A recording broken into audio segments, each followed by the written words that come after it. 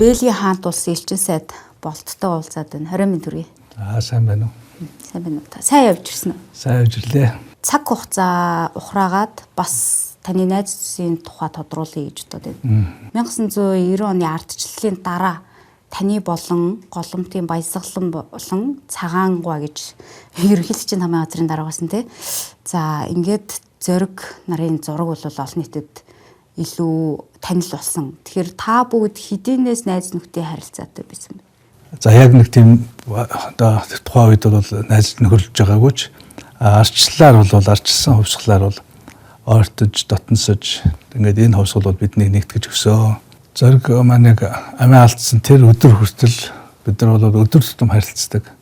Магадгүй хамгийн сүүлд одоо уцаар ярьсан хүмүүсийн нэг нь бий байгаа. Тухайн үед бас би мэдүүлэг өгж байхдаа бол тэр үеийн одоо очир шалтгаанууд тийм ээ бидний харилцаж байсан түүх асуудлууд бас тодорхой мэдээлэл өгж байсан. 1998 оны 10 дугаар сарын 2-нд гэмт хэрэг үйлдэгдэхээс өмнөх нь түүнийг ерөнхий сайд болгох тухай асуудал яригдчихсэн гэж олон нийтэд бол өнөөдрийн хүртэл мэдээлэл хүрсээр ирсэн. Гэтэл ийм яриа болж байгаагүй гэдэг мэдээлэл сайхан хэвлэлээр гарсан л да. Тэгэхээр тухайн үед юу болж исэн талаар танд мэдээлэл байгаа юу? Анх дэлгэсэн хүмүүсийн нэг бий байж магадгүй шүү. Хамгийн анх уу мэдэхгүй гэхдээ бол улсын хурал дээр би яг тодорхой хэлж ирсэн. Зоригийг хөнөөсөн хэрэг бол одоо зөв нэг парламентын гишүүнийг хөнөөсөн гэхээсээ илүү Монгол улсын дараагийн ерөнхий сайдыг хөнөөсөн ийм хэрэг шүү.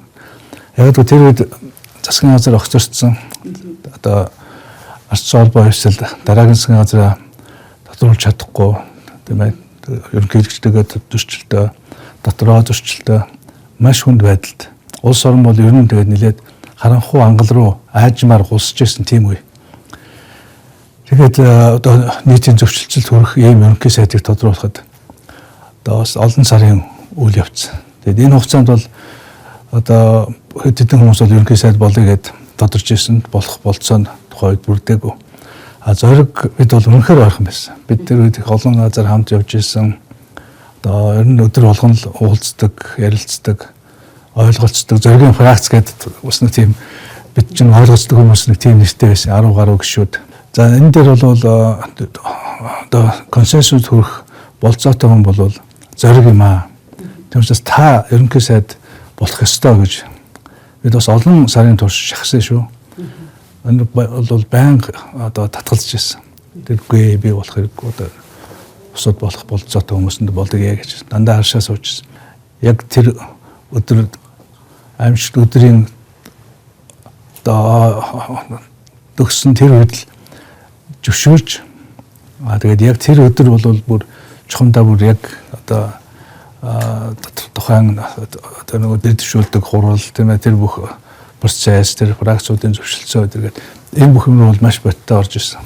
Тэр өдөр яг надтай хамгийн сүүлд амалтахаас эдгэн цагийн нуцаар ярьсан шалтгаан хүртэл энэтэй холбоотой байсан.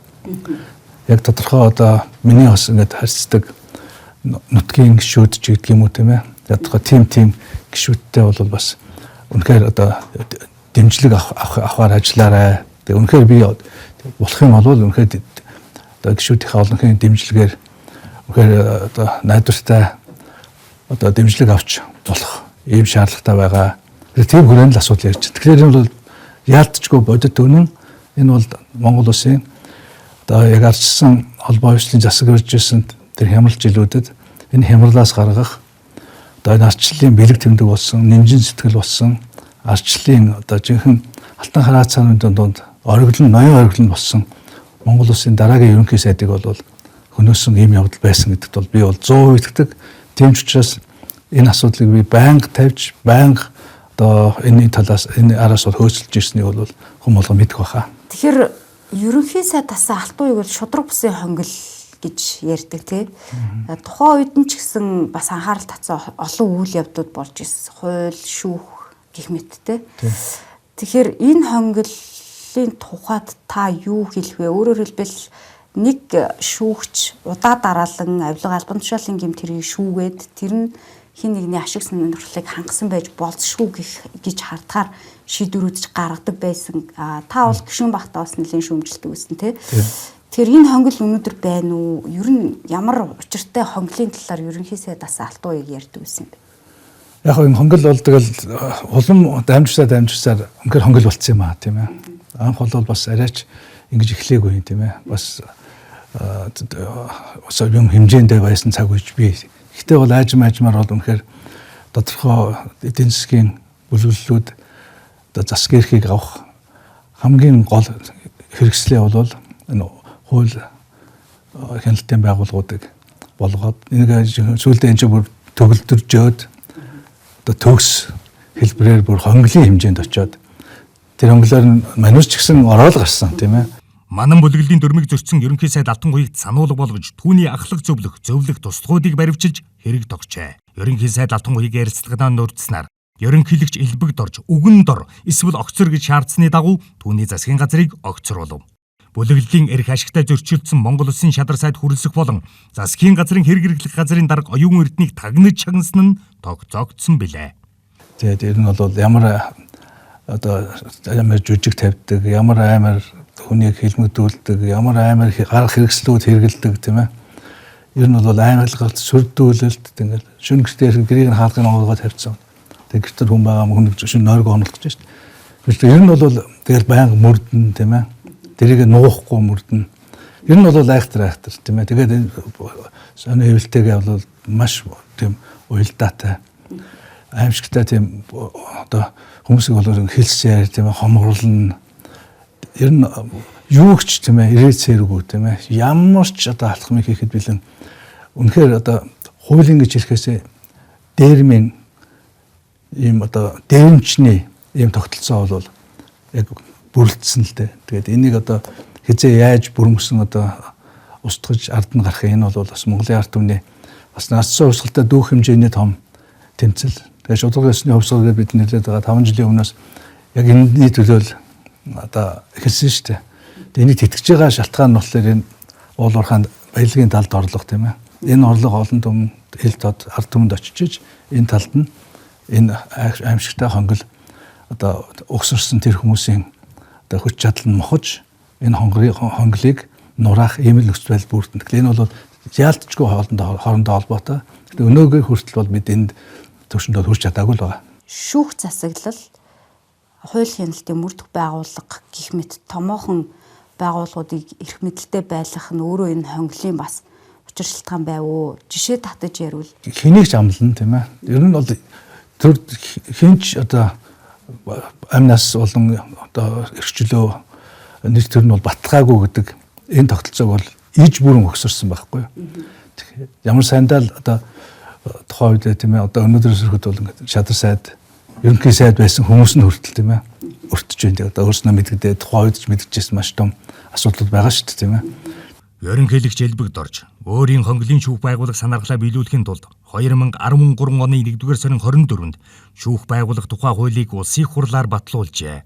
Энэхүү хуулийн дагуу элбэг дорж бүлэглэлийн эрх ашигт үйлчилдэг хонглын шүүхийг байгуулж тухайн үед ажиллаж байсан анхан болон дав заалдах шатны шүүхийн бүх шүүгчийг албан тушаалаас нь чөлөөлж шинээр томилох зарлиг гаргахтан 409 шүүгчээс 397-г нь томилж эрх ашигтай зөрчилдсөн 12 шүүгчийг томилоогүй үлдээжээ. Ерөнхийлөгч элбэг дорж өөрийнх нь эрх ашигт нийцсэн сайхан бэлгийн засгийн газрын үед хууль хяналтын байгууллагын бүхий л удирдлагыг томилж хонглын системийг байгуулсан юм. Тэгээд энэ дээр одоо захаас ахуулаад Монголын ард түмний нүдэн дээр олон жишээ бол байна. Ер нь хамрагдаагүй хүн гэдэг бол цөөхөн л болсон баг. Чимгээ содном даржаа нарын асуудал яригддаг те 2018 онд хэрэг гарснаас 20 жилийн дараа. Тэгээд тухайн үедээ бол 2 хүнийг барьж аваад ялалсан. Одоо тэр 2 хүн бол цагаатсан тий. Тэгэхээр тухайн үед та бас нэлээд шүүмжлэлтэй хандчихсан. Энэ талаар ямар байр суурьтай? Тэгэхээр би бол олон нийтийн адилхан нэг л одоо ойлголттой тийм ээ. Мэдээлэлтэй. За тэгэл 3 шатны шүүхийн шийдвэр гарсан. Ингээд илэрчиж байгаа юм багтаа л тэгэл тухайн үед тийм итгэл үнэмшилтэй байсан л да. Тэгэхээр дараа нь бол би ч олон улсын парламентын холбоотой бол маш их ойр дотно байдаг шүү дээ. Ханаасаа л гинтхэн энэ хэрэг илэрчлээ одоо нэг хаа гэдэг асуудал нөгөө шүүхийн шийдвэр гарангууд олон улсын парламентын холбоонд тавигдсан. Парламентын холбоо энд бол зүгээр ингээ хаачдаггүй маш нухацтай ажлаасаа гаргаад дэлхийн маш туршлагатай ер нь олон иймэрхүү төстэй тохиолдлууд дээр дүгнэлт гаргаж ирсэн мэргэжлийн хүмүүсийг оролцуулаад тэгээ өөрснөө одоо хяналт шалгалт хийгээд ажлын хэсэг гаргаад Монгол улсад ажиллаад холбогдох бүх мэдээллүүдийг аваад зэгнэд дүгнээд тэгээ ямар дүгнэлт гарсан гэхээр энэ хэргийг хэлсээр шийдсэн байна. Жинхэнэ эцэд нь бол олдоогүй байна, биш байна. Тэгэхээр энэ гимгүү хоёр хүнээ гарга. Тэгээд яг жинхэнэ одоо эцэд гүйцэтгэгч олоо. Одоо энэ авчаад байгаа энэ одоо хүмүүсийг буруутгасан шийдгсэн нөхцөл байдал чинь бол зүгээс нийцэхгүй байна тийм ээ. Энд чинь өөрөө энэ буруу үнийг ялах юм бол нөгөө үндсэн хэрэг нь шийдэгдэхгүй шүү дээ тийм ээ. Бараг 3 удаа томоохон ажлын хэсгүүд ирж бүх шатанд дүгнэлтүүдийг дахин нотлоод улмал баяжуулаад гэдэг энийг бол яг тэр олон улсын парламентын холбооны бичиг баримтыг үсгэд ер нь энэ хэрэг хаана тийм ээ эргэлзээ байна тийм ээ. Хаана энэ талаар бол зас залруулах шаардлагатай гэдгийг бол бүрэн тэрнээс дүгнэлт хийж болно. Сонгуул болох тутамд энэ хэрэг хүүхддэг тэгсээр нь яг бодит хэрэгт нь олдохгүй байна гэдэг шүмжил олон нийтээс ирдэг шүү дээ. Тэгэхээр таны хувьд журмын нөхрөө алдсан найзын хувьд энэ нөхцөл байдал юу гэж хардаг? Сонгуул болгоны үед хамгийн анзаардаг баг.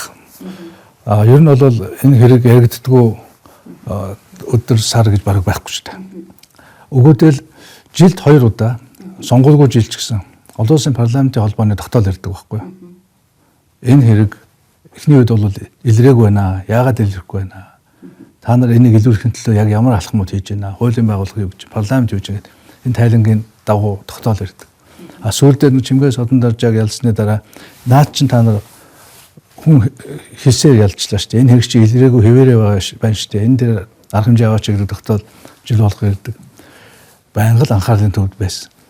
Тэрнээс миний хувьд бол гэдэг сонгуулийн хувьд энэ асуудлыг бид хүндэжсэн, би хүндэжсэн гэж бид хэлэх ямар ч болцсон байхгүй. Энэ хэргийг илэрсэн гэдээ бол цаасан дээр хаагаад асуудлыг бол дараа нь хуулийн байгууллага задлсан. Хувийн итгэл үнэмшил чинь та энэ хэрэг илэрсэн гэж үздэггүй илрээгүй гэж үздэг. Одоо би ч илрээгүй байна гэдэг энэ асуудлаар тэмцэж нөгөө хоёр хэлмэгцсэн залуу одоо шоронгоос нь суллаад мэдээж улс төрийн амьдралын хувьд бол том золиос болсон тийм ээ. Сонгуул дээр бол Бацаандан бит хоёрыг бол намнах маш том ажиллагаа явуулсан шүү дээ. 2019 илүү 20 он шиг санжин та нэг тахир соёот дээр чимээс содном даржаатай уулзаар очиж исэн тийм. Олон очсон тийм.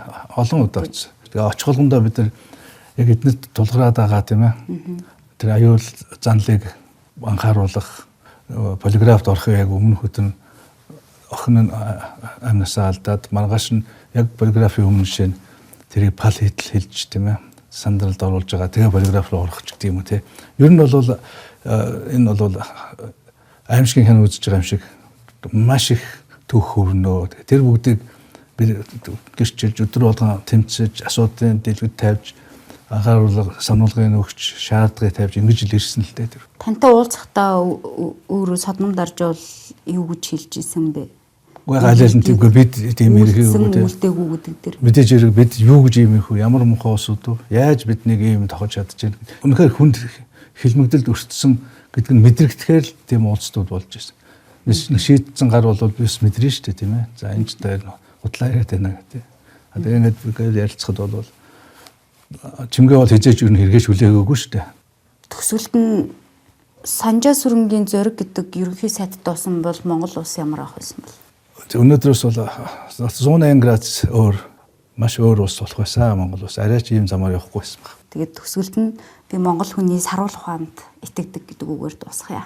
Оюун эрдэнэ засгийн газар системийн авилгын эсрэг тэмцлийг эхлүүлж 3 жилийн хугацаанд авилгын 7054 хэргийг илрүүлэн шалгаснаас 1156-г шүүхэд шилжүүлсэн боловч анхан дунд чатны 680 хэрэг шүүхээр шийдэгдэж бүлэглэлийн эрх ашигтай хамаарал бүхий авилгын 486 хэрэг 1-7 жилийн хугацаанд шийдэгдэлгүй гацсаар байна.